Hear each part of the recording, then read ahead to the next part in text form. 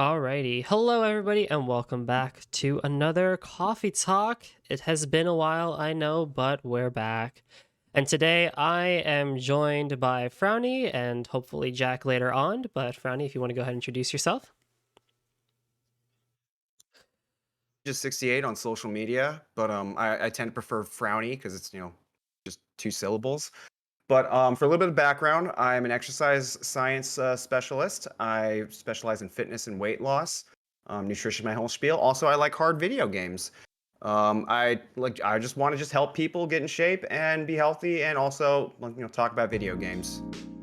So that's just been my whole spiel, and I really appreciate that you guys invited me to Cerulean Skies. I've been happy to contribute. Nice. Thanks.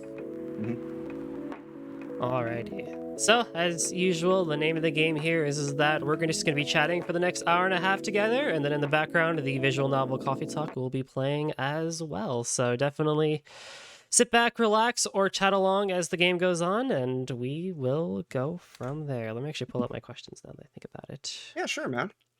So the first question I like to ask every guest is, what is your favorite drink? It doesn't have to be caffeinated. It can be any drink of your choice. Well, given that we're on a show called Coffee Talk, I really just enjoy if I could get away with drinking it like all the time, just black coffee. Like I can drink coffee all day, every day. It's just the problem is that it gives me heart palpitations and I can't sleep if I drink it too much. So I have to like limit there are even days where I have to like deliberately stay away from it in order to like get my in order to not get too accustomed to it, because unfortunately it's a little addictive. But Yeah, no, for yeah, sure. black coffee is my favorite. That's my go-to. I'm actually sipping on a seltzer right now. If you want to do like a second place, I like bubble. I like bubbly with no sugar. Have you tried Friends. the drink Aha yet? They also make a seltzer, but they tend to have like some interesting flavors. Like they have a black tea flavor where they do a black tea version where they add like a little bit of caffeine in there too. I've never heard of that. Aha, like AHA? Yeah. Let me see here. I'm gonna look it up right now. Oh yeah, I think I've seen these before. Coca-Cola, right? I think so, yeah. Huh. Yeah, I'll have to give these a try. I'm pretty easy to please. Like I just get basic Kirkland from Costco, and those hold me over just fine. Those are classic. Um, I'm with you right there with the Kirkland brand. yeah, no, the thing is like I don't mind some of the foofier stuff. It's just that like I tend to prefer just keeping things like simple. Like I don't really need anything too like crazy when it comes to like just like drinks or like brand stuff. But Mm-hmm. I'll give it a try next time I see it. Heck No, yeah. how do you usually take your coffee? I'm a black coffee person too. I like Man, during we're winter, boring. I'll happily go for like peppermint lattes and stuff like that and get like that nice flavor in there and stuff like that. But honestly, just straight black coffee is good for me. I'm also one of the people that like, even if it's like -5 degrees outside, I'll happily take coffee over ice. Like I don't really like hot coffee anymore. Interesting. No, because like I can't not start my morning without like my sippy cup of Mm-hmm. like a mug with something hot to drink. I just gotta have it that way. I'm like the exact opposite. If it's 105 degrees outside, I'm still going to have black coffee hot in the morning. Um, it's just something I just tend to enjoy. I just like it a lot. I mean, yeah, there's all these whole spiel about it's good for you, caffeine raises, metabolism and promotes fat loss, etc., etc. But just really, it just tastes good, makes my brain happy. It doesn't even more complicated than that. I feel like everywhere you look, there's something different about like it's all based on like who says what, right? Where it's like one person will say Yeah. like, "Oh yeah, caffeine is so good for metabolism and fat loss and stuff like that." Then another article is going to be like, "The reason why you can't sleep is because you can't let go of that $6 coffee cup in the morning." It's just like, "Oh god."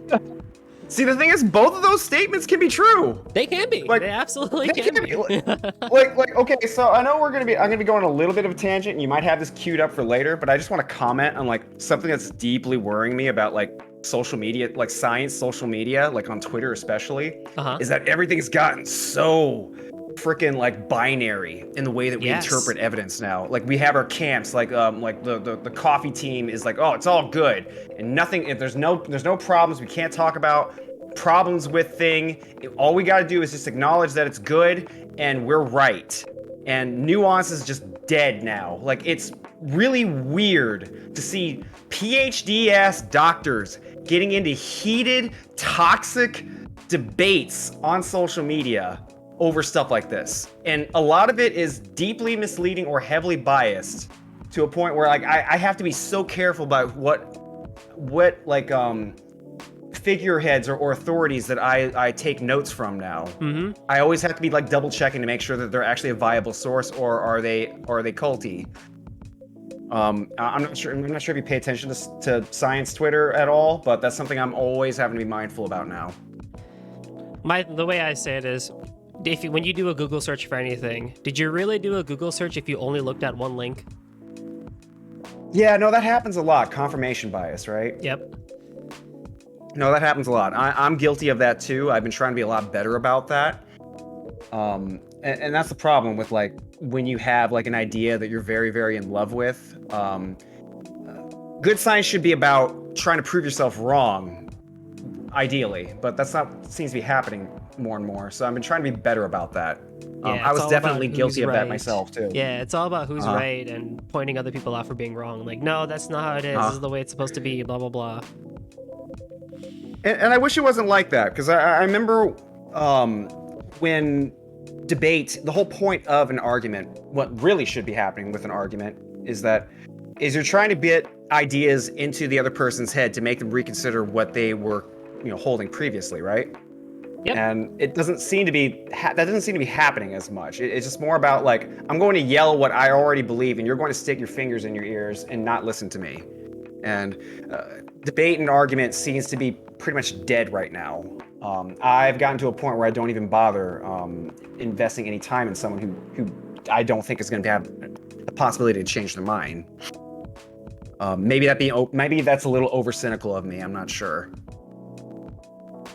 I kind of am like, it's on one hand, it's like, yeah, it is a little bit of cynical, but at the same time, given I've also had those types of people where I've talked to it, and it's just like, it's just not worth it. It's not worth the mental effort and strain that you get from that. Just trying to convince somebody that, like, hey, maybe you should look at this thing a different way.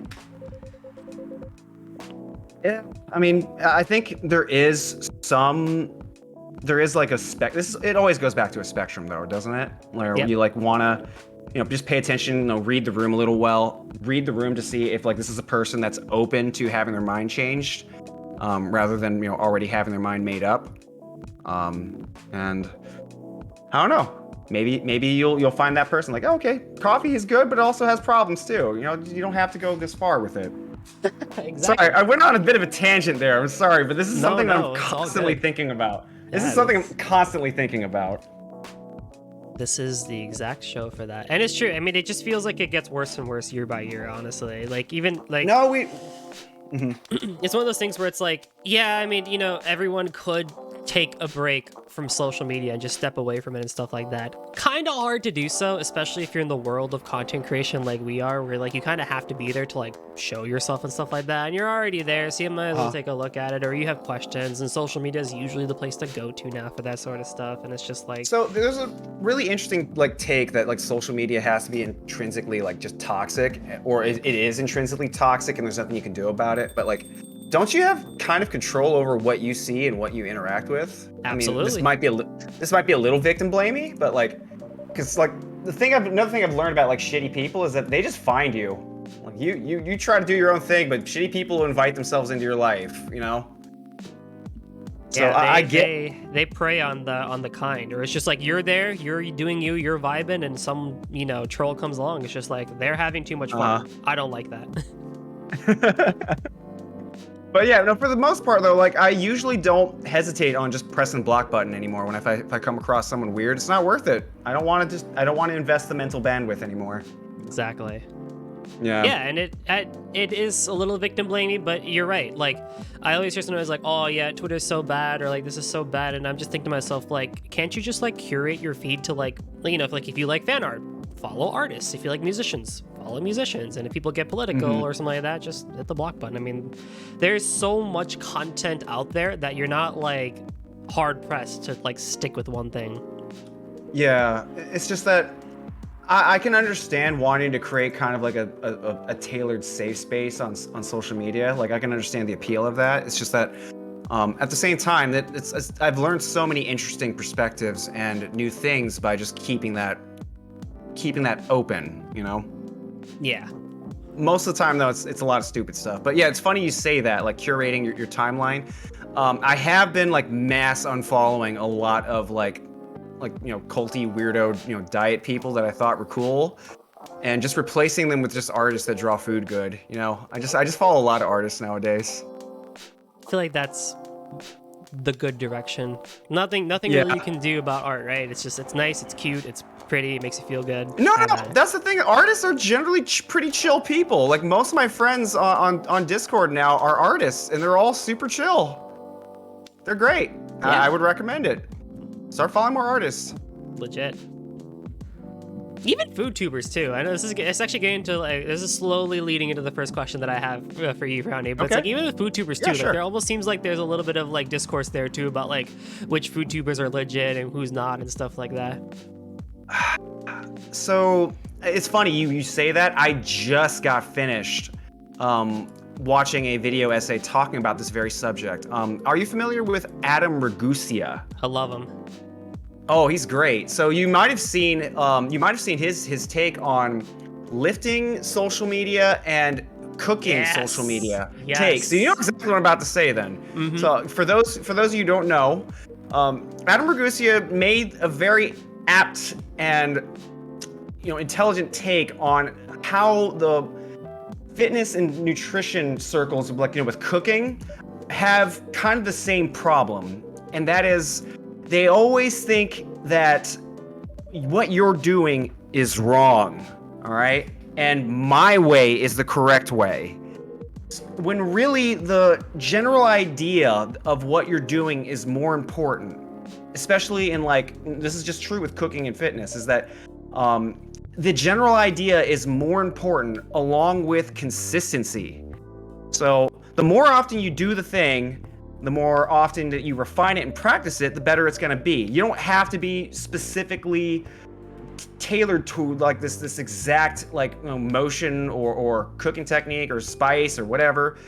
As long as you have the general idea down, it'll be good. You don't need to worry about the tiny details too much. Hey guys, sorry I'm late. Hey Jack, All no good. worries. Welcome to the stream. You prefer to be called Jack? Yeah, that's fine. Okay, Jack works. But just getting to my point though, like I feel like we have a tendency to overcomplicate things. You don't need to make things so overwhelming and like worrying about like, am I doing it right? Probably are, but what we're doing instead is you discourage people from trying in the first place, from starting, and that's not the way. You always want to start small and then get better at it, and then you can make things more complex. Yep. Exactly. Mm-hmm. So Jack, now that you're here, do you want to give yourself a bit of an introduction for the crew out here?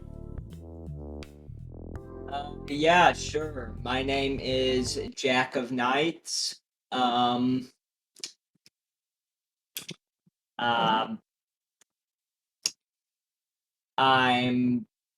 very big into stuff like JoJo's Bizarre Adventure, superhero comics, and I'm a programmer / software engineer in my professional time. Oh yeah. Heck yeah, dude. And with that, here is the first question. So I know both of you have mentioned ADHD in the past and stuff like that. And so while I don't personally have it, I would like to know, and I would like to let the world out there know, how has having ADHD affected your life in terms of your individualistic hobbies? And follow-up question to that is there anything you would change about that, if you could? Let's start with Jack on this one, and we'll go to Frowny. Sure.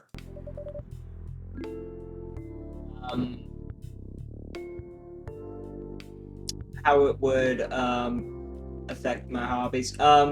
It is entirely possible that I only like reading as much as I do because of ADHD, because I remember when I was younger, I would like burn through books from the school library because I would get so bored during class.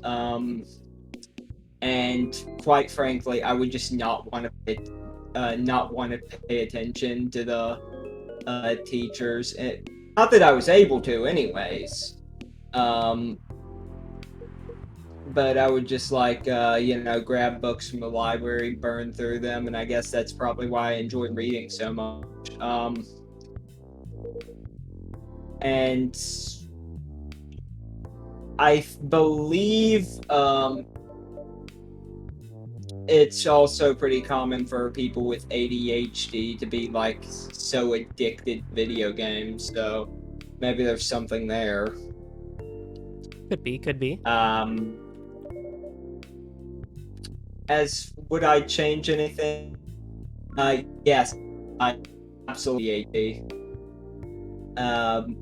It has screwed with my memory so hard. And generally just been like a pain in the ass to deal with. So you ever just thought about basically taking entirely drop it then, wouldn't you? If you could. Yeah. Have you thought about taking medication for it? Yes, I have been on it. It's kind of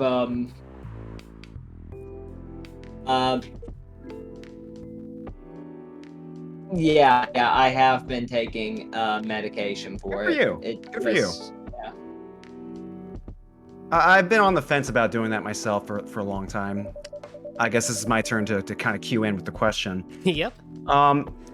It's funny you bring this up because I've been listening to a lot of like Dr. K lectures about ADHD, and personally, it's funny you say that. Would you change it? Absolutely. Like you took a very strong position. Yes.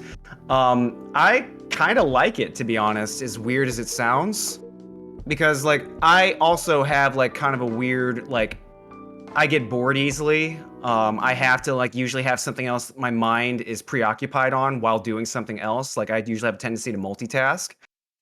But when I have a subject or a thing that I need to do that's important, I definitely can like cue in and like apply that hyper focus where I just work like an insane person, and it's just something you just do. Like I've burned through, like when I was in college. I would finish term papers in a week. I was just a crazy person. I wrote my own book, over 60 citations in it. There are times where it can be very useful. If you're not familiar with Dr. K, he's basically he's a psychiatrist that works with gamers specifically. If you're curious about him, check out Healthy Gamer GG on YouTube or Twitch, and he talks about this a lot. And my personal takeaway from what his lectures have been about is that ADHD is neither a good thing or a bad thing. It's just a thing. And yes, you are going to have things harder. Yes, it's going to be hard for you to apply your focus on things that you don't really find interesting. But if you can learn to aim it, productively, you can do incredible things with it. It actually ends up becoming a buff rather than a nerf, using that gamer language. What can I say? So, no, I wouldn't change anything about it. I've done incredible things with it. Does it leave me vulnerable to being more, having a more addictive personality? Oh, absolutely. Thankfully, I don't really have any strong vices that are self-destructive. I'm generally pretty good about keeping my ADHD brain preoccupied towards productivity. That's why I exercise so much. I have to keep moving. I have to vent off the crazy, so to speak. And I just don't like the idea of taking medication to change something about myself. Clearly I've made it work. I'm not saying that people who do take medication are doing it wrong or not, doing enough push-ups enough to control it. That's not what I'm about. But it's just this part of this identity of myself is something that I've kind of learned to just prefer. I don't know who else I would be if I was someone else, Gotcha, So no, I gotcha. wouldn't change it. I wouldn't change it. So in That's regards, kind of an interesting question, though. Go ahead. yeah. So in regards to that, then, so like for you, Frowny, yours whole thing about venting things off is with like working on stuff like that. Jack, I presume like for you, it's probably like video games and anime and stuff like that. Yeah. Do you feel like how to word this?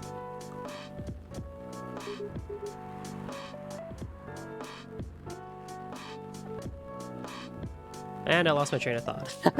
But it's very interesting to hear this. Like, I unintentionally, I guess, somehow got two opposing viewpoints on this, and then myself, who doesn't have ADHD, right? So we kind of have like a three-way spectrum. You're someone who has it and would prefer not to have it. Someone who has it, and then No. And the thing is like all of these perspectives are valid. Like it's fine, because both of these, it's like we just got finished talking about with like coffee good, coffee bad.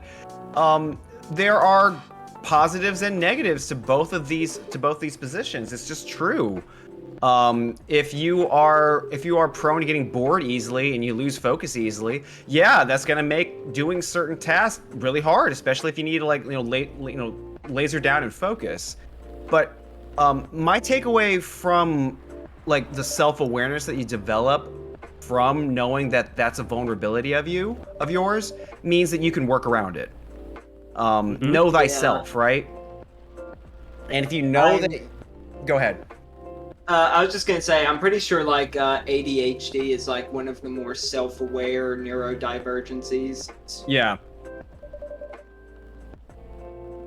Like, Yeah, 'cause I'm I aware of know- the fact that I have these problems. yeah, because I know when you Yeah. say like, oh, I'm just able to like hyper tune into stuff like that. I know at least myself and probably a lot of other people out there that have almost overactive brains. Not maybe towards like the neurodivergence of ADHD, but just like overactive mouse wheels turning in the head, being like, man, that would be a great buff to have to be able to just hyper tune into one thing and then not lose your attention span every like 5-7 seconds and stuff like that, which arguably is kind of what ADHD sometimes tends to be, from what I understand. It can be. Yeah, it can be. Like again, I feel like spectrum. It can vary on intensity. Yeah, I feel like ADHD is kind of like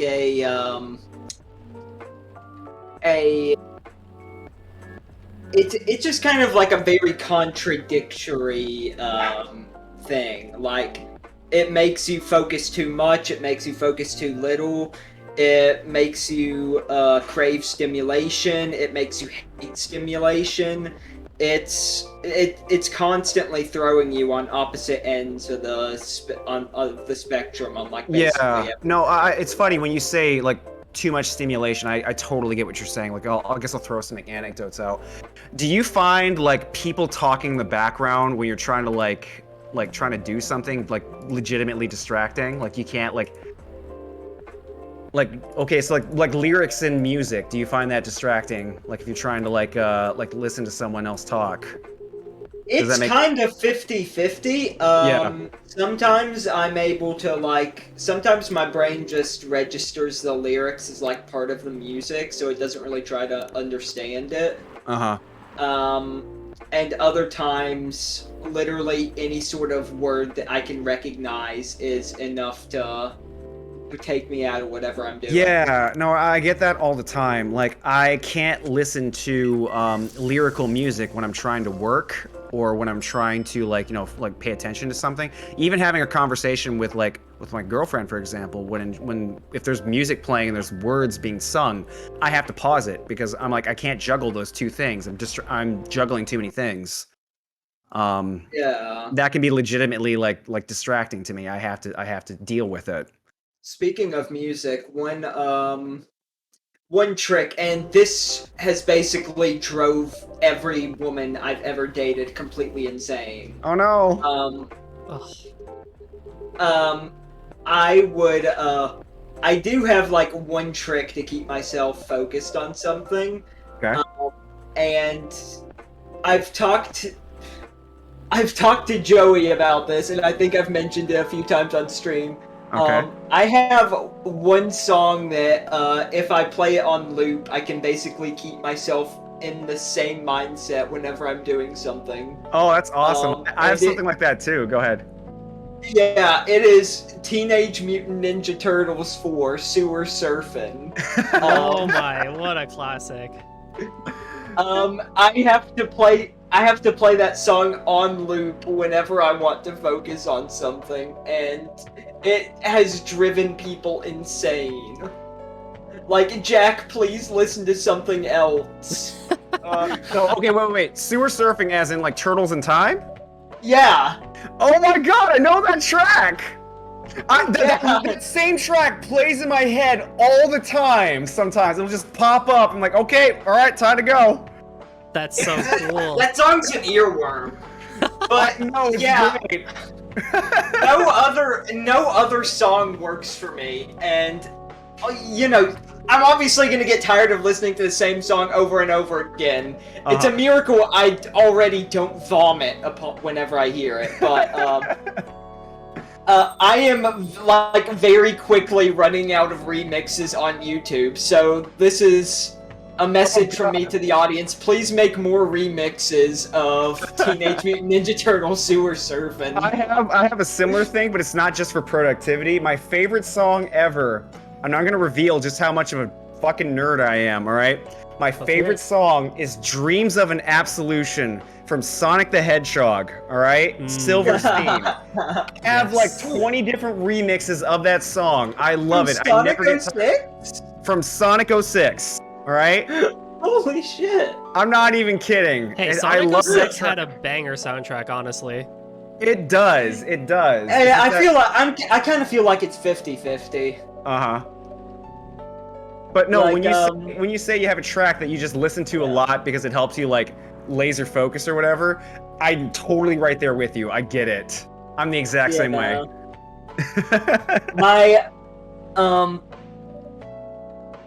I actually don't think I ever revealed it to my last ex-girlfriend, and the reason I didn't do that is because she was, like, very hardcore into music, and I think if I ever revealed that I did that, she would have snapped. Aww. Well, but that's okay. I mean, you all gotta have her boundaries, right?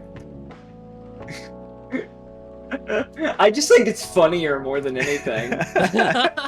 It's just, but that's what I mean, though, is like you have an understanding of the way your mind works, and you know how to like get the buff activated, and it's through that music because your brain's so accustomed to it. It's just like, all right, time to go, autopilot, initiate. You know? I feel like it's more like how Bane from Batman is addicted to Venom. Eventually, I'm gonna run out. I don't know about that. Maybe. It's either that, or you run out and then you find something new to kind of like refill that tank. Yeah, maybe.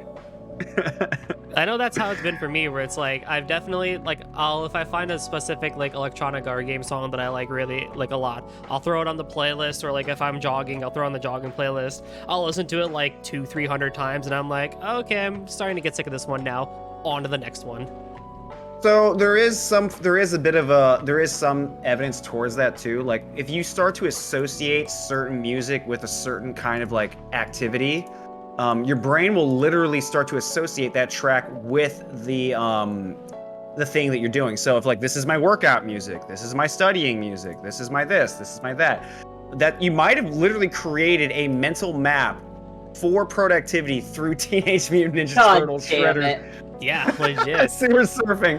I can confirm it. Literally, I can confirm it because like I organize my stuff by like my running music, my general like music, my like sad music and stuff like that. So like I build the mental maps because that's what works in my brain and stuff like that. So yeah, Jack, I don't know. I think Frowny's onto something.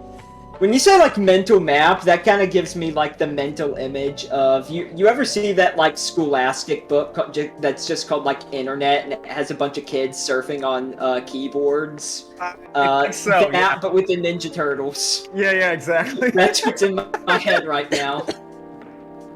Love it. But no, so you literally trained your brain in order to associate that song with focus, and I think that's kind of awesome. Because think about that. If you ever need to like do something important, you just play it. Okay, productivity.exe, go. Legit. You know?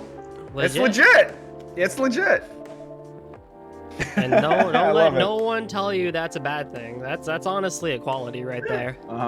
You literally You literally got an actual life hack for yourself through the power of song. That's beautiful. Yeah, I do feel like I'm driving myself insane whenever I do it though, because like when it gets to the point where I have to rely on sewer surfing It's usually when I am incredibly sleep deprived. Oh. Ah. And so I'll be laughing like a maniac the entire time while I'm listening to the song and sending like really obscene and like every now and then I'll step away from work to send a really obscene shit post to this one person I know who has been aware of this affliction.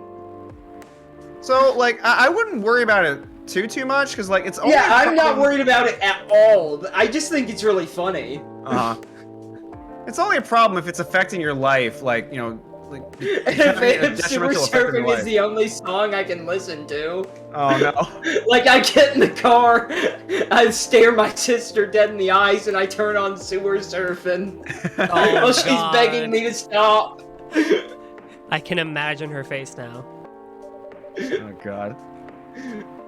Every night I'm blasting Sewer Surfing for the entire house to hear. I did something similar at university with that, where I had an exam, and I like just needed I had like this weird idea where it's like, what I'm gonna do is basically listen to the same song the entire time that I'm studying, and then when I get to the exam, I'll like turn that song in my brain on, and I'll be able to, you know, like remember my answers.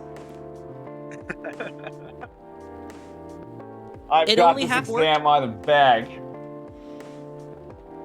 I have the power. I have this power of Sewer Surfing ready to go. You cannot stop me. Cowabunga! That's awesome. Good for you, man. I think that's super cool. Don't worry, bud. One day you'll find a gal who shares your passion for Sewer Surfing. You can. God, I hope not. All right, dudes. Continue talking amongst yourself. Apparently, I ran out of water too quickly, so I'm gonna go refill my cup. Okay. Actually, it's funny. Before you came into the chat, Jack, we were asking. I was asked like, "What's my favorite like drink?" I answered. Oh yeah, black thank you coffee. for asking. Thank you. Yeah. What is your favorite drink, Jack? I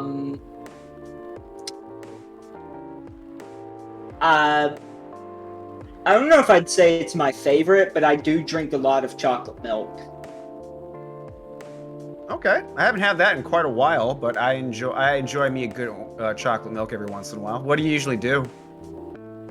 I just grab some milk and some chocolate syrup. I just throw it in Okay, there. so you keep it real simple. Yeah. I dabble in it a little bit. Like my girlfriend really wanted wanted hot chocolate, which she really enjoys that a lot.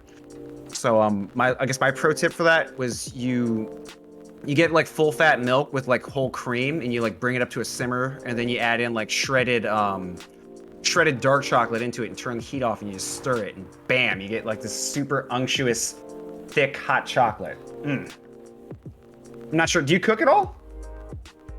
I need to do a bit more cooking for myself. But I do cook every now and then. Right on. Hey, what's your Twitter handle? Now that I have you on conversation with you, I'll add you. I'll give you an ad. It's just at Jack of Nights. Jack of Nights. All right. Jack Dawn? No. That's not you. Okay. If you check the Cerulean Skies tweet I did, I think the third name is Jack there. Okay. May as well give you a follow now that I think about it. Yeah. There's your follow too. Mine is Vincent Ninja 68. You can. I just got it through your Discord handle. Okay. Yeah, just send me just view profile thing. Yeah, I can just give you a follow back after my notification reminds me, because I can't find you, which is bothering. The reason why I bring it up is because I cook. I'm a professional chef, or I was a professional chef, and I have a bunch of tutorials on how to cook good as my pinned tweet that you can scroll through and check out and learn from. I'm here for you, my friend. It's some pretty good stuff. Stuff. You mentioned hot chocolate, actually. I would say, hot chocolate probably is my favorite drink. Oh, okay. Well, there you go. If you want tips, let me know, man. I'm just here to like help people. That's what I do. And for I'm those trying to find chat, it. If you I'm trying to find you. Go ahead. And for those in chat, I if just you're new gave here, you a follow follow, our socials. so I don't know. That's right. You can always give me a follow if you're interested in nutrition and fitness, because that's what I do. But yeah, it was just okay. So yeah, hot chocolate, cool. Nice. Pretty good. Pretty good. Funny. Speaking of cooking, I just made some meat sauce with chorizo and paprika. So the whole like mom spaghetti sauce kind of thing. Mm-hmm. I did like a variant of it with chorizo and paprika this afternoon. It was so good. You might have seen it earlier. Nice. Nice. Actually, I'm pretty sure I follow you on Twitter as well, Golden. Yeah, I think you do. Yeah. Okay, I see. Yeah. All right. To Yeah. probably mention that my name says Frank Sinestro, but my handle is Jack Knights. Frank Sinatra. Yes. That got me for a second. Oh, that's why I couldn't find you. All right. Yeah. Okay, there you go. I found you. I just this bit is funny to no one except me, but I've had it as my Twitter profile picture for a while now, and I'm probably gonna keep it forever. Wait, Sinestro. That's the Yeah. Marvel character, right? DC. DC. I get the mix. Yeah, up he's sometimes. he's okay. So Frank Sinatra is like my favorite musician ever. Right on. I'm big Sinatra fan too. Yeah, and it just like occurred to me in a fucking dream that Sinatra and Sinestro sound similar, so I asked a friend to like merge them together a few years ago, and he made this for me, Oh, love it. that's and I've amazing. kept it with me ever since. That's amazing. That's awesome. All right, Frowny. 6 in Famous chat. singer and leader of the Sinestro Corps. I do have to say this. 6 in chat says okay. chorizo is the curry of the sausage world, though. I guess so. Yeah. I mean, you could like, I guess, interpret it that way. Because the thing is with curry is like, curry has a lot of different spices going on in it that might not like lean towards what a chorizo would flavor profile would provide. Because like curry has like a very specific kind of flavor to it, especially with like the turmeric and whatnot. I don't know if I would specifically call it the curry of sausages, but yeah, it's very spice intensive. That reminds me, I probably should have a chat pulled up on my end too. Coffee, ginger. Coffee, ginger.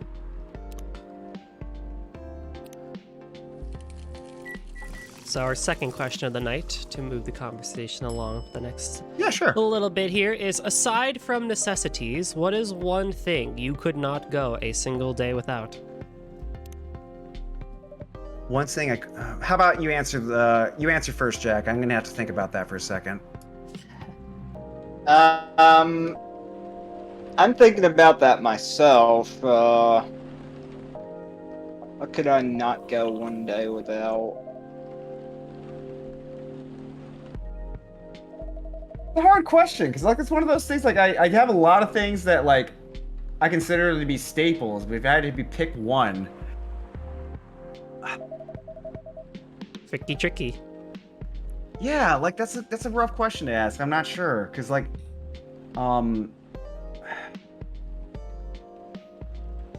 so there's an old quote in that you are rich in proportion to the things that you can let go of, right? Are you familiar with that adage? Yeah. No. What it means is that the less things that you are like attached to, the richer your life will be because you're not so dependent on them anymore. And I kind of like, just coming off a little pretentious, but I kind of feel myself leaning more and more in that direction as I've gotten older. There's less things that I feel myself needing as I get older. I have a lot of likes and I have a lot of wants, not so much needs. Like if I quit coffee tomorrow, I'd feel like crap for a couple days, but then I'd get over it, Yep. I don't really eat very many sweets. I don't drink, don't smoke, so I don't really know. I don't know how to answer your question, dude. I feel like I'm cheating right now. Like even a gym membership, I don't have anymore. I stopped using a gym after COVID. Yeah, you've been doing all home workouts. I've been doing all home workouts. I just don't have very many. I don't really have very many needs, like as like things that I like want or like have to have. I'm dropping lots of stuff. Probably my computer. I don't know. I can't imagine not having my computer. That would drive me crazy. Yeah, That's kind of a given, right? That's kind of a lazy answer. I've got an even lazier answer. I kind of feel like it's difficult to answer that question because there's so many things in our life that we don't really realize that we're dependent on. And if they were taken away from us without warning, we probably would not be able to adjust as easily as we'd like to imagine. Mm. Like, for example, I don't necessarily use my computer every single day, but if you took it away from me, like, out of nowhere, that does actually take away like a substantial amount of stuff that I do in my regular life. Yeah. It's like the thing is like computers are such an important part of daily living now. Like I don't know if Yeah. that counts. Like I don't remember who said it, but like I think it was like the United Nations considered the regular access to the internet to be like a human right. Like Yeah. it's so important. Yeah, it's so because- important now. Yeah. Yeah. Very difficult to get by without some form of technology that connects you to people. Oh All the Yeah. man. My my mother knows this woman. I don't remember her name. But she apparently just entirely disconnected from the internet and electricity as a whole. And I'm not really sure how she does that. Woof. That's you have to with like that, it reminds you of the Amish, right? Like you have to have something that can keep you going for the entire day. Like if you were a farmer, for example, yeah, you're occupied on your crops, your animals and stuff like that. You don't really have time to put that mental capacity towards the internet and stuff like that. Some people do naturally, Yeah. but like, you know, a lot of that is going to be just diverted to that and stuff like that. So you really have to have something that can fill in all 24 hours of the day, because at least with like technology and stuff like that, it's very easy to lose an hour if you fall down the wrong rabbit hole in technology. Yeah. Another big one is like if I didn't have like a computer or something like that, I'd probably be sleeping a lot more. I think Probably yeah. just sleeping a lot more. Yeah. I think many people who are in the Cerulean Skies world would be with you there. No, if I didn't have access to my computer or for like, you know, regular access technology, I'd probably like be one of those crazy monk guys that just trains all the time. Oh my god, I would fucking love that. Yeah, no, I'm already like kind of going in that direction because I'm like I'm a crazy person that can't sit still, so I exercise a lot. When we're in our 40s, we just forsake technology and move to the Himalayas. Just go into the mountains and just do push-ups off rocks and shit. Let's go. No, I 100% could see myself just turning into a shonen protagonist that just works out in the mountains. That'd just be what I'd do. I'm pretty sure if we did that, the only time I'd ever leave the mountains is to come read the new part of JoJo's Bizarre Adventure, and that's Oh it. god. No, that's funny you bring up JoJo. I've always wanted to like kind of check it out, but like I've never given it a chance. I've been kind of like intimidated by the idea of starting. I can tell you that it is a lot less intimidating than it sounds. Because each of the parts is kind of like a very self-contained story, so it's very easy to finish one part and say, you can be like, oh, I feel like I want to take a break for now. Or if you do move on to the next part, it's going to have such a wildly different tone and set of characters that it doesn't even feel like you're watching the same thing. Okay. I will, however, say that, and some people might get angry at me for this, but they are objectively wrong. Oh boy. You should just read the Part 3 manga instead of watching the anime, because the Part 3's anime is needlessly stretched out. Like, to put it one way, the Part 3 manga is the third shortest part of JoJo. The Part 3 anime is by far and away the longest anime JoJo has. Oh, okay. Yeah, I have a problem Yeah. with like anime adaptations doing that, where they'll add in Yeah. fluff and filler, and completely kills the pacing of the show. I'm not sure if you ever watched Naruto. I'm a little bit on the older end, so I grew up Yeah. with Naruto. The anime stuck so much filler in it to a point where I just got sick of it. I just I'm not gonna watch this anymore. Although to be fair, the manga gets stupid too. It jumps the shark Yeah. completely. After I finished it, I'm done. No more. Part 3 is much longer than Okay, part 1. this is yeah, like- I said it was the third shortest part. This is like the third time I've had JoJo's Bizarre Adventure recommended to me. I'll read the manga. I can do that, okay? Currently what I'm reading right now is Hajime no Ippo, Berserk, and Don't Bully Me Nagatoro. Those are the 3 that I'm following right now. Good stuff. Good stuff. Yeah, those are my 3 favorites at the moment. So, really, I'm not sure if you've heard of those. I've heard I of think all I of have room. Oh, okay. Berserk got recontinued, and I'm so for it. I'm not sure if you're familiar with the story with Kentaro Miura, Jack. I'm not. I mean, did you read Berserk at all, or are you familiar with it? I'm a little familiar with it. I haven't read it for myself. Okay. Just like it does have a lot of triggering content in it. It's extremely violent. There's a lot of sexual violence in Berserk. The world of Berserk is very mean-spirited and cruel, but it's also arguably one of the greatest manga ever written. I say that with no hesitation whatsoever. But it just comes with a huge disclaimer before you give it a shot, is that it's got some fucked up shit in it, just for lack of a better term. The mangaka passed away a couple of years ago, Kentaro Miura, and it turns out that his team that he left behind is going to be continuing the story after his passing, and the art style still holds up, so it's good time to be a Berserk fan. Part 3 has even more books than Part 4. That's true, but those books aren't quite as long, if I remember correctly, and the chapters are pretty short as well. Let me see here. Do you both consider the idea of seeing, and the easiest way I could say this is fucked up shit, to be in a way a necessity to human growth? Like, should we watch things that are clearly within moral boundaries not right?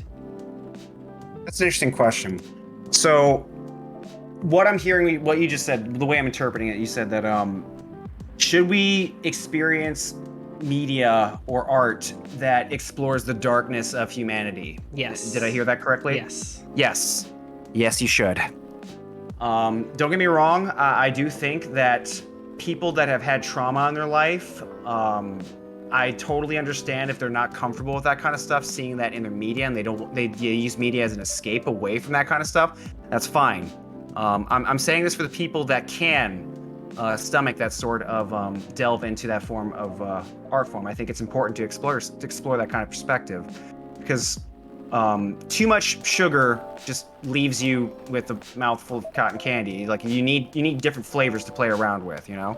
Yep. It gives you perspective. It gives you ideas of it gives you the ability to empathize with other people's pain. I think it's important to to experience sad stories.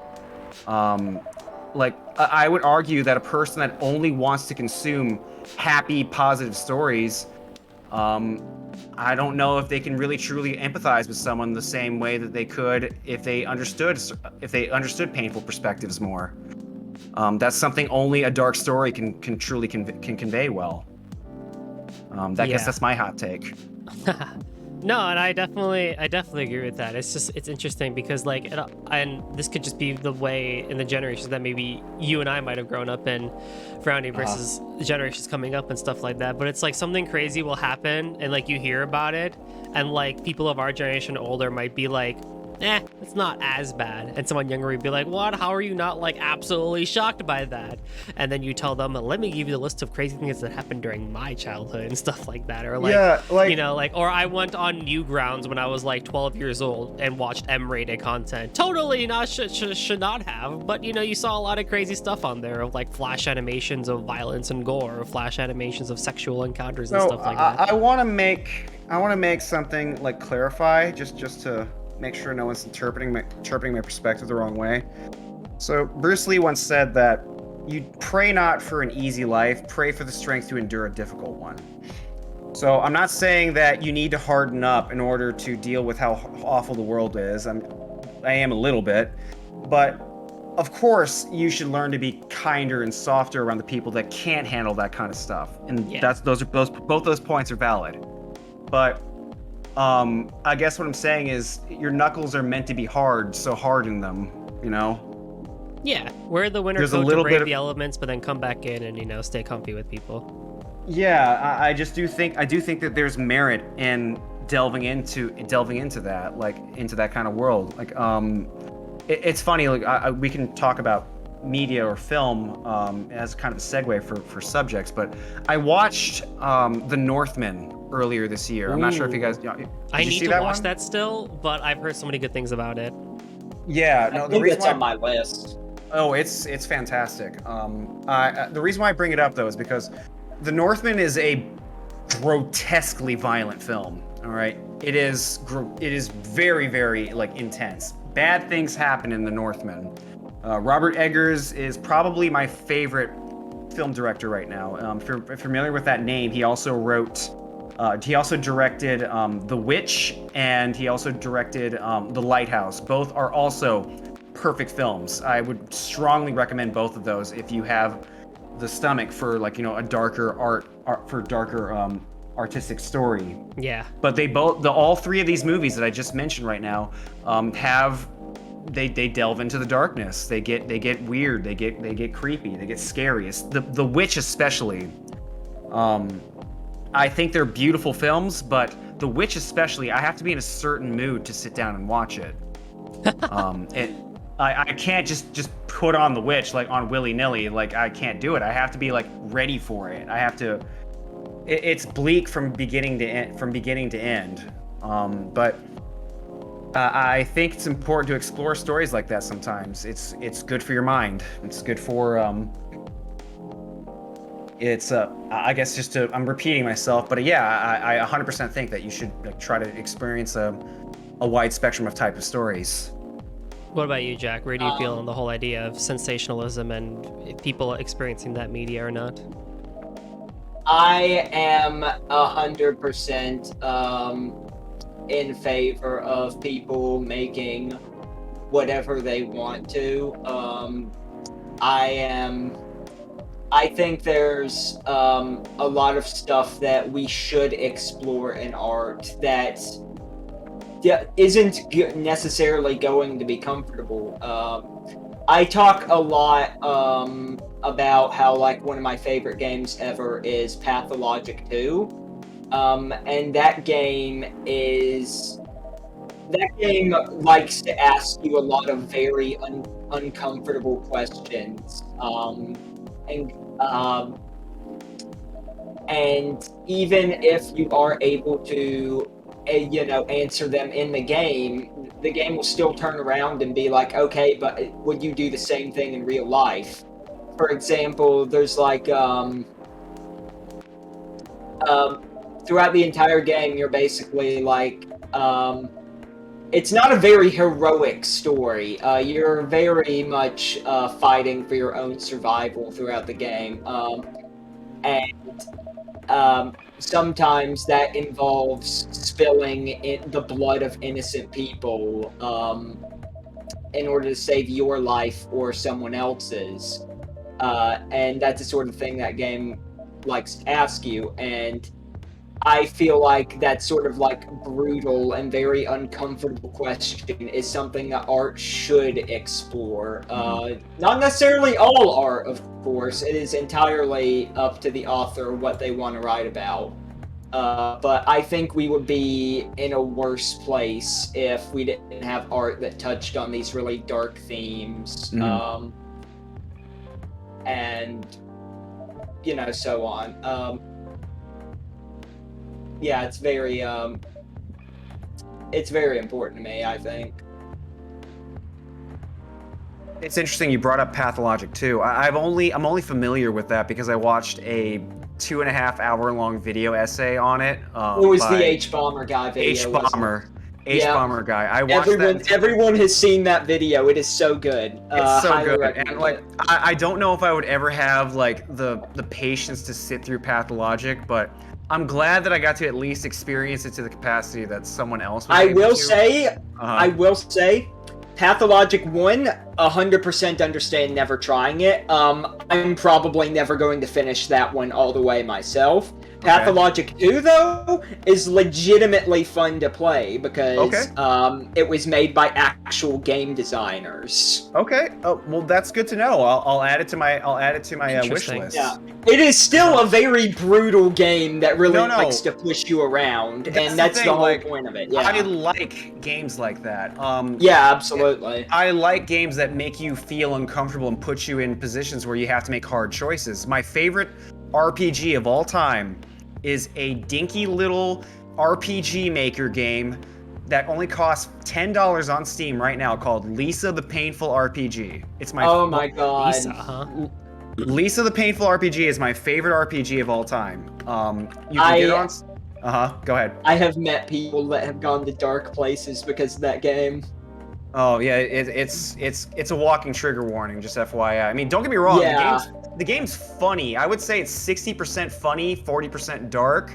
But that 40% dark territory that it goes to, I think I've recommended and bought Lisa the Painful for friends of mine, for like 5 different friends.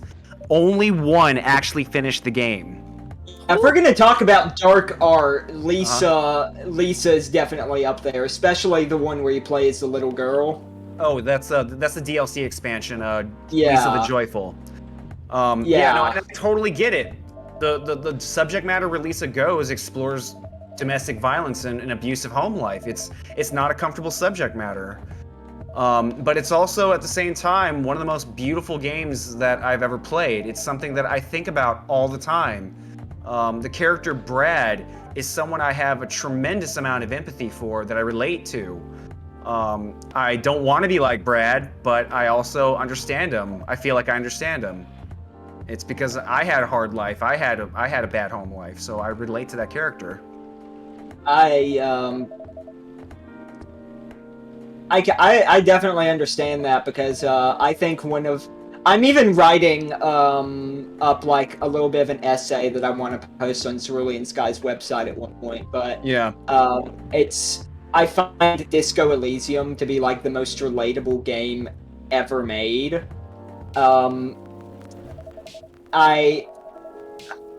It's honestly hurtful how much I relate to the main character of Disco Elysium. That's all I can say without going into a tirade.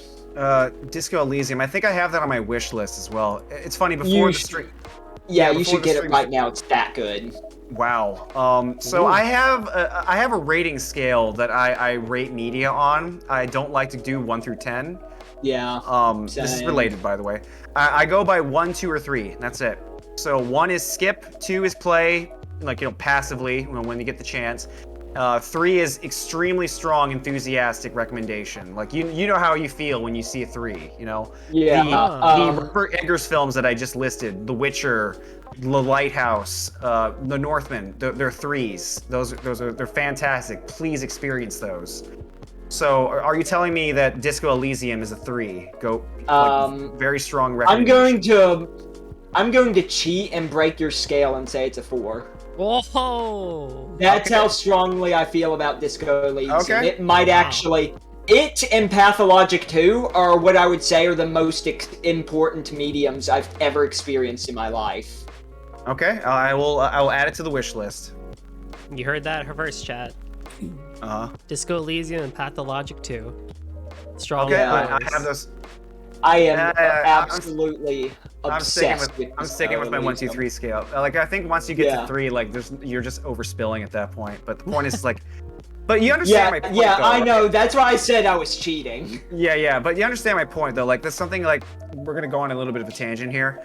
I get driven crazy about rating scales by, like, on the 1 to 10 scale, because I feel like it's completely overbloated and numbers don't mean anything anymore. I don't know what a 5 out of 10 means anymore. True. I don't know what that means to you. So when I hear 5 out of 10, I just hear like, oh, a 50%? That's bad. I don't want to do that. Well, but a 2 out of 3, I understand. That you're basically saying I recommend it. That's understandable. Keep it simple. I don't really use any rating scale at all. I just write up the big essays that nobody reads. Oh, I'm sorry about that. I'd read them. Do you No, post that no, shit it's on fine. It's funny. Um, Cerulean Skies. like you can in the Cerulean Sky server, you can like see me doing like short little write-ups of basically every game I buy as I go through them. Like just a few hours ago, I played Proteus, and I talk about how much I love that game up until it hits the big ass butt where I say you die, and whenever you die and respawn at a checkpoint, the enemies do not respawn, and that's kind of a major drawback. Have you ever thought about like putting it on a Word document and actually saving it for later? I mean, that's that makes a huge difference right there as far as like productivity goes. I mentioned that I was gonna do like more write-ups for the Cerulean's website. I do actually want to do like big reviews for the site at some point. Heck yeah. Like right now, I'm still waiting for Joey to do the final editing pass on that. That is not a call out to Joey, by the way. But Joey? I wrote a review on a little piece of abandonware called No One Lives Forever, and I've been passing it around to people, and I just joked that nobody reads the reviews, but a lot of people really like the things I've had to say about No One Lives Forever, so I'm excited for that to be published. Although I did have to get like 1 or 2 jokes censored. Joey, get your shit together. I agree. But that's really cool. I think all of us here are going to be super excited to see that article be posted on Cerulean Skies and start that train I'll of read article writing. Yeah, do me a favor, do an ad so that I can check it out, because there's a lot of channels that I don't If you want the director's cut of Jack of Knights, No One Lives Forever, DM me on twitter.com @JackofKnights.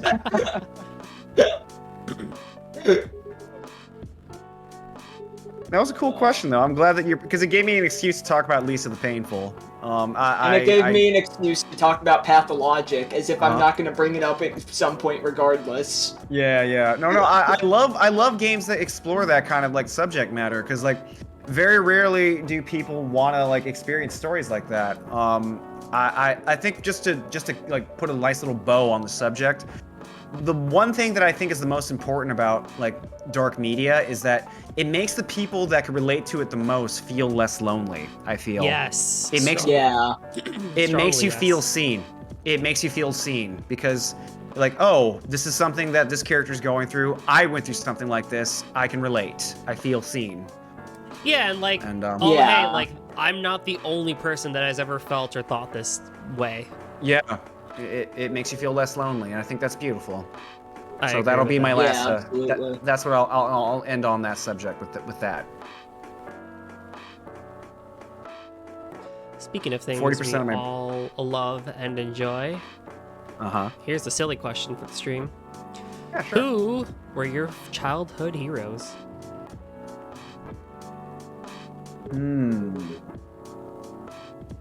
I have quite a few actually. Jack, you want to go first, or I already have one in mind already. I'm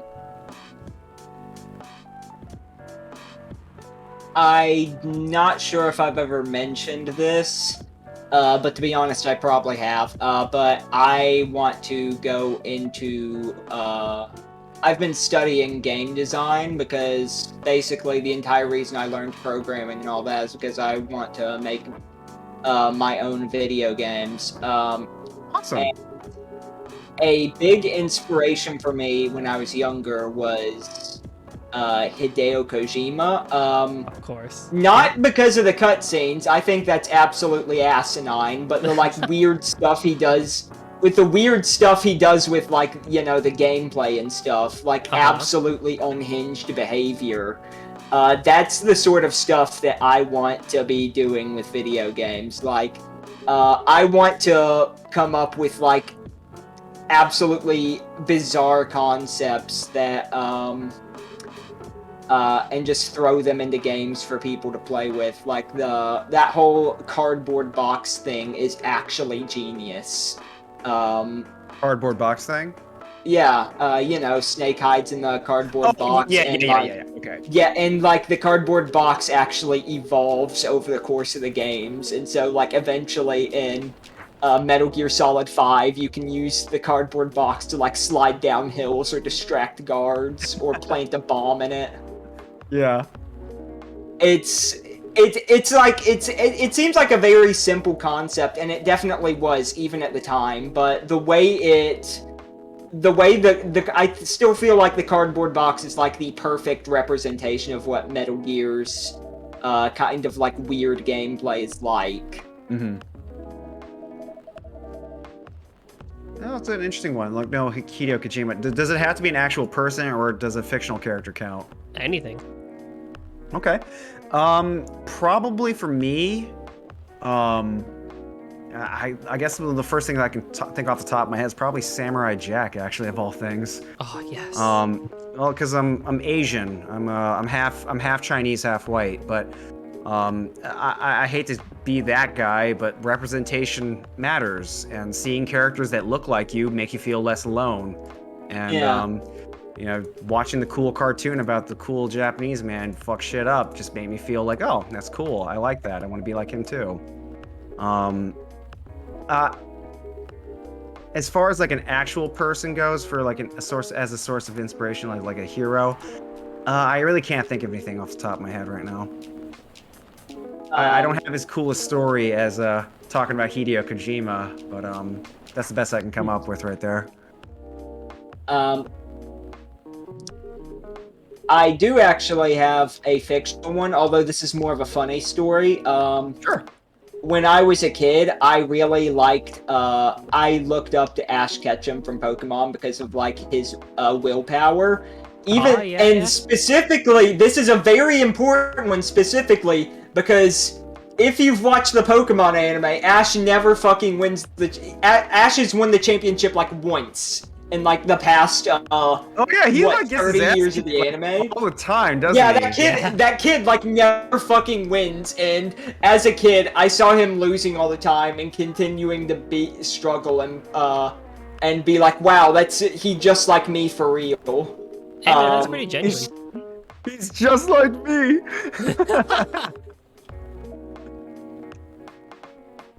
Yeah, for No, me, I fall into your line a little bit there, Frowny, where it's like, I don't know if I had like a real person, but and while I haven't read the comics, the Tobey Maguire movies and Andrew Garfield movies helped a lot here too, but just like Spider-Man in general. Spider-Man's another one for me. Spider-Man's like the less funny example for me. I also looked up to Spider-Man a lot because, you know, he'd also be going through shit all the time. Yeah, I just love that. He would actually win sometimes. So yeah, I just loved seeing him like as Peter Parker, kind of like just being kind of like casual dude and stuff like that, and you know has his own issues and stuff like that. But as soon as he puts on like that suit and stuff like that wit and that charm of Spider-Man comes out, and that just was like super duper cool, and I really enjoyed that. Like it's interesting that like personas are so powerful, right? Like yeah. Even right now, talking to you online, I might not be able to help it, but I put on a little bit of persona. Of course. It's just part of like being on like a platform. You can't help but like, you know, fluff yourself up a little bit. And psychology would argue that's just part of being human. Yeah, it's just something you kind of just do. Yeah, I mean, like with me, it's like a real life. Really basically a completely different person than I am like behind the screen and stuff like that, because like you guys can actually see me. Meme going. Yeah. There's like that meme going around on Twitter that's like the Japanese say you have three faces when you show your co-workers, the ones you show your friends, and then the real you, and it's usually something stupid like Shrek or whatever. And it's true. It genuinely feels true sometimes, because like I'll go to my coworkers and they'll basically be like, "Oh, like what are you gonna be doing this weekend?" and stuff like that. And it's like, And I'm just like, oh, probably just reading or like hanging out with friends and stuff like that. And they're like, oh, yeah, that's cool, stuff like that. And then here I am on the weekend hosting a show, Coffee Talk. And then tomorrow at midnight, I'm going to be playing East 4 with Yahiko and Joey, just being absolutely chaotic. And it's like, yeah, I think to a degree there is, those masks do exist. No, I don't think you're the weird one, Ryoko, for basically being what you see and what you hear is what you get and stuff like that. I think it really just depends on the person.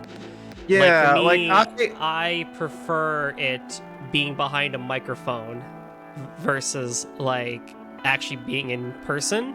I like being with people, but like if you like to actually really get funny and really get like creative and stuff like that, just give me the microphone. Mm-hmm. I will admit that I very rarely show what these days I don't often show like what I'm actually like, because when I was younger, this is just part of me like having autism, I think. I would like not at all try to like force an act to seem like I'm super emotional or anything, and that led to a lot of people when I was growing up like comparing me to a robot or saying I was emotionless. And so like this more manifests in the last few years really, but I've just sort of like naturally over time just sort of like started forcing myself to like show like some sort of emotion, even if I don't really mean it, which I know is like fake as fuck, but at least I'm honest about it. It's a good like exercise to work on. Like when I was younger, I had to really work on like developing empathy better. I was pretty callous and like it's a skill. You have to practice it. So I commend you for that. Yeah, I guess. But my realistically, I'm usually a lot more deadpan, not very expressive. Not a lot of people believe me when I say that, because my sense of humor is also completely at odds with that. My sense of humor I have never faked. It is the same chaotic stuff you see on everything I'm in. That's good though. Like I it's funny. I hung out with a friend of mine that I've only known online for like 3 years for the first time a couple weeks ago, and I had this weird like thought in my head of like, how the hell do you actually hang out with friends? How does that work again? Because it had been like 3 years, dude. Like, I don't know when's the last time, because I where I live, I'm away from all my old childhood friends. So I like when I actually got an opportunity to actually hang out with people in person, I'm like, okay, let's do this. But like, I'd forgotten, like, how do you hang out with friends? I don't remember. So I brought steaks. I brought steaks and I cooked, and we just hung out and just shot the shit. We talked about movies and video games. It was fun. But I legitimately forgot how to like be around people. Actually, semi-related story. I just talked about how like deadpan I am in real life. I would like to note that could also just be me being a bit of an unreliable narrator here, because recently I've been hanging out with a friend from middle school again, very close friend. Recently he's been having like more time to hang out and stuff. He legitimately mentioned to me when we were hanging out a few months ago that he says it's very easy to forget with like how unexpressive I can be in real life around people that I'm comfortable with anyways. That it's legitimately easy to forget that I can be such a nightmare of a person to be around because of my sense of humor. He meant that in a nice way, by the way. Oh, okay. I got a little worried there for a second, but I mean, it seems like he knows what you're about. Yeah, like I said, very chaotic sense of humor. I am a very strange person, and I do not attempt to conceal this. I have a pretty morbid sense of humor as well, but I'm starting to notice. Not even just morbid. Mine's just very esoteric, I should say. Okay, that's cool. I don't know how to explain it. There's a time and a place for it all. It's not necessarily a bad thing. Ever like tell a joke that you realize, or like share a meme that you realize maybe I shouldn't have shared that? All the time. Yes. All the time. Also on everything I'm in. Wow, I shouldn't even give an example of this. I know. No, I find But it especially if the happened joke on doesn't another. hit- man, yeah, for sure. On a Cerulean Sky stream that was supposed to be like very chill. Let's say I accidentally, very jokingly revealed some info that I should not have shared because it was incredibly bleak. Yeah. Like you don't. Sometimes you don't mean it, but sometimes some trauma dumping just comes like falling out of your face. Like I probably shouldn't have done that. You know. Yeah, it just happens sometimes. I mean, slips happen as long as you learn from it. That's the important part, right? Yeah. Yeah. I had a conversation the other day with my girlfriend talking about like trying to like define what is cringe, and What is cringe? yeah, like That's the title of my autobiography. Yeah, What is Christ. cringe? No, but like it's a fun question to like kind of ponder. Like, what is the actual definition of cringe? And before I give my definition, I'm curious on what your guys' thoughts on what you would actually define cringe as. This is related, I promise.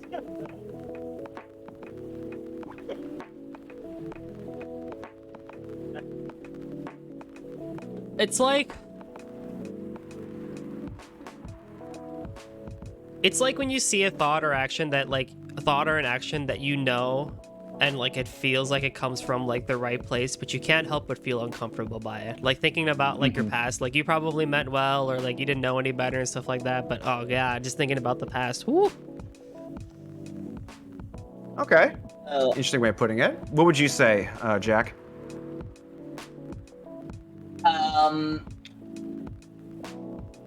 Anything that makes me look bad.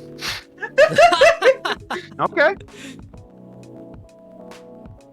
Anything that makes you look bad. Wouldn't that include like a wide spectrum of options though? Like, I mean, I'm not saying that your answer is inherently wrong because cringe is just a made up. It's just like kind of a new term that kind of just got sprung up. So, I guess to answer the question that I proposed, to me, I think cringe is a lack of situational awareness. It's when you are acting in a way that makes everybody else uncomfortable, and the only person who's not aware of it is you.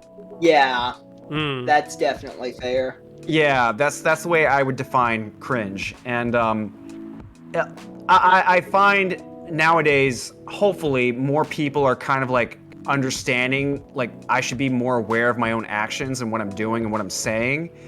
So when someone actually does something cringy, it's way more like apparent. Like you can't help but notice it now. Yeah, I would agree with that actually. Yeah, so when a person's not aware of their own actions or their own like behavior, it's cringy. Like that's a skill set that more people, especially young people, are getting very good at. So when you notice it actually happening where someone's actually cringy, it's so much more apparent now. Yeah. Like I mentioned with the autism, I do actually struggle with situational awareness like a fair bit, but I've been getting better at it. I remember seeing a post on Twitter that's like every autistic person is an anthropologist by hobby. That's pretty cool. But I mean, to your credit though, like in terms, like, yes, I understand that being autistic or on the spectrum would probably make things way harder for you. 100%, that's valid. It's just that people that are weaponized cringe, as you Weaponized cringe. Oh no. No, people that are not on the spectrum still have incredible lack of self-awareness, and it's like it's a skill set. Just look at the internet. Yeah, it's a skill you have to develop. You have to actually learn how to be self-aware. It's hard to do because sometimes you just do shit without realizing it. So check your own actions, check your own like emotions. Like this, it's something you have to practice. Not to bring this into as not to like bring it in, but at the same time, I wonder if like upbringing slash ethnicity happens with that, because I don't know, to me, and I don't have any basis for this, but to me, I feel like those in the Asian cultures would have a bit more self-awareness because of their upbringings and Asian parents than say people here on the western side of the world. I would say maybe as a unintentional consequence rather than an explicit skill that was taught.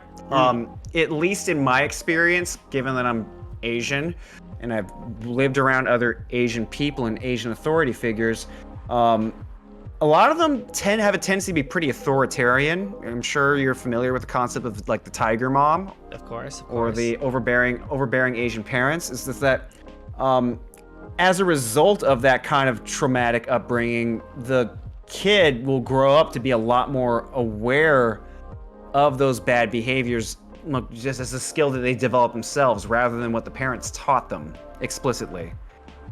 So does that make sense when I say that? Yep. Yeah. Okay. So in other words, it wasn't like That something could be like a coin flip though, because like you could end up falling into those very same cycles yourself. Oh, absolutely. Absolutely. Absolutely.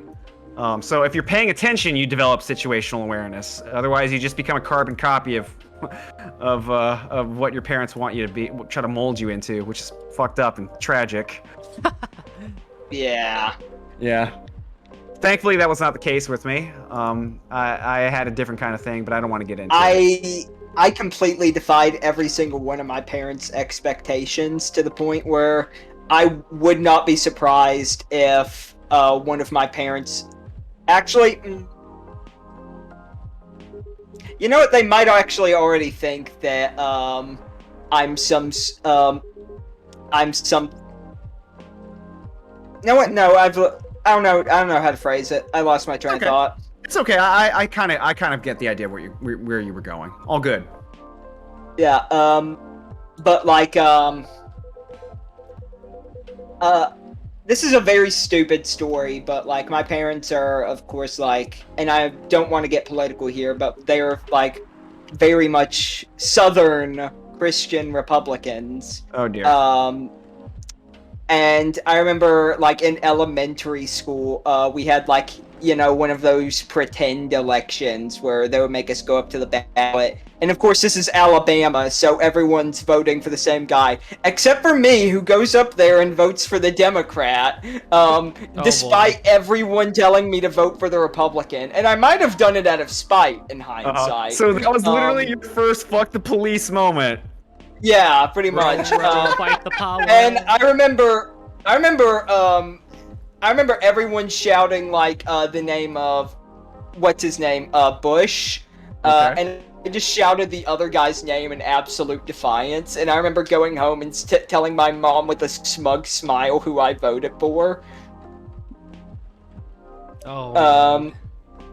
I was so anyways, nowadays I'm a socialist. Okay.